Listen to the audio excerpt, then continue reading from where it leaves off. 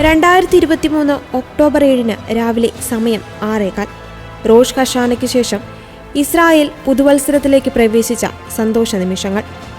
നൂറുകണക്കിന് ഭീകരവാദികൾ യാതൊരുവിധ മുന്നറിയിപ്പുകളുമില്ലാതെ ഇസ്രായേലിലേക്ക് നുഴഞ്ഞു കയറുന്നു.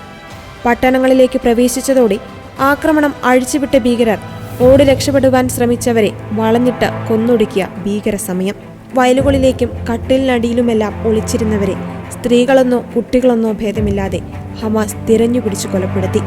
ഇസ്രായേലിൽ രക്തം തളം കെട്ടിക്കിടന്ന മണിക്കൂറുകൾ. പാഞ്ഞെത്തിയ വെള്ള ട്രക്കുകളിൽ തീവ്രവാദികൾ ഇസ്രായേലിന്റെ നിരപരാധികളായ 1200-ലധികം വരുന്ന പൗരന്മാരെയാണ് കൊന്നു തള്ളിയത്.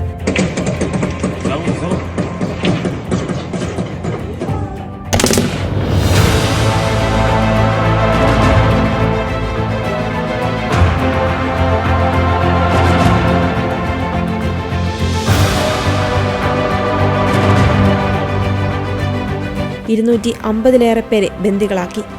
60,000-ഓളം പേർ അഭയാർത്ഥികളായി നാടുവിട്ടു.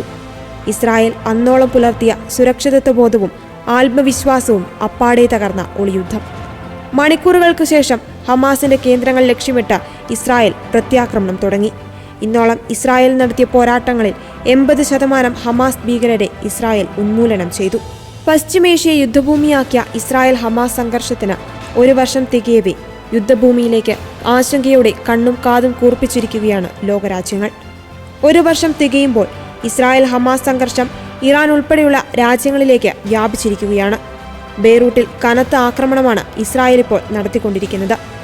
ഇറാന്റെ എണ്ണഖനികൾ, പവർ സപ്ലൈ, ന്യൂക്ലിയർ പവർ പ്ലാന്റുകൾ ഉൾപ്പെടെ ഇസ്രായേൽ ലക്ഷ്യം വെച്ചിട്ടുണ്ടെന്നാണ് പുറത്തുവരുന്ന വാർത്തകൾ. പുതുവർഷമായ റോഷ് ഹഷാനയ്ക്കും സാബത്ത് ആചരണത്തിനും ശേഷം ഇസ്രായേൽ കരുനീക്കങ്ങളെല്ലാം പൂർത്തിയാക്കി ഇറാനുമായി തുറന്ന പോരിന് കോപ്പുകൂട്ടിയിരിക്കുകയാണ്. ഇറാന്റെ ന്യൂക്ലിയർ പവർ സ്റ്റേഷനുകൾ ആക്രമിക്കരുതെന്ന് ബൈഡൻ പറഞ്ഞിട്ടുണ്ടെങ്കിലും പ്രതികരിക്കുവാനും തിരിച്ചടിക്കുവാനുമുള്ള സമ്പൂർണ്ണ അവകാശം ഇസ്രായേലിന്റെ മാത്രമാണ്. ഹമാസിന്റെ പൂർണ്ണമായ ഉന്മൂലനം ലക്ഷ്യമിട്ട് ആക്രമണം തുടങ്ങിയ ഇസ്രായേൽ ഇന്ന് നേരിടുന്നത് ഹിസ്ബുള്ളയും ഹൂതികളെയും ഇറാഖിലെ ഇസ്ലാമിസ്റ്റ് റെസിഡൻസികളുമടക്കം നിരവധി തീവ്രവാദ സംഘടനകളെ. അവർക്കെല്ലാം പരസ്യ ആയുധ സാമ്പത്തിക സഹായവുമായി ഇറാൻ പിന്നിൽ നിൽക്കുന്നു. ഹമാസിനൊപ്പം പിന്തുണ പ്രഖ്യാപിച്ച് രംഗത്തെത്തിയ ഹിസ്ബുള്ളയും സിറിയയും ഹൂതി ഗ്രൂപ്പുകളെയും ഇപ്പോൾ അമേരിക്ക അടക്കമുള്ള രാജ്യങ്ങൾ ഒന്നുചേർന്നാണ് ആക്രമിക്കുന്നത്.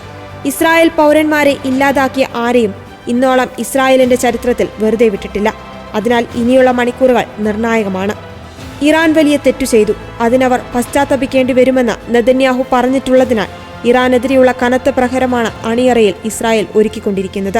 ശത്രുശക്തികളുടെ തലവന്മാരെ ഓരോരുത്തരായി വകവരുത്തി രക്തക്കൊതിയന്മാരുടെ മുറവിളികൾക്കും ആക്രോശങ്ങൾക്കും കടിഞ്ഞാണിട്ട ഇസ്രായേൽ നടത്തുന്ന ചൈത്രയാത്രയിൽ ഇനി അടുത്ത ലക്ഷ്യം ഇറാന്റെ പരമോന്നത നേതാവ് ആയത്തുള്ള അലി ഖമേനിയും ഹമാസിന്റെ കശാപ്പുകാരൻ എന്നറിയപ്പെടുന്ന യഹ്യ സിൻവറുമാണ്.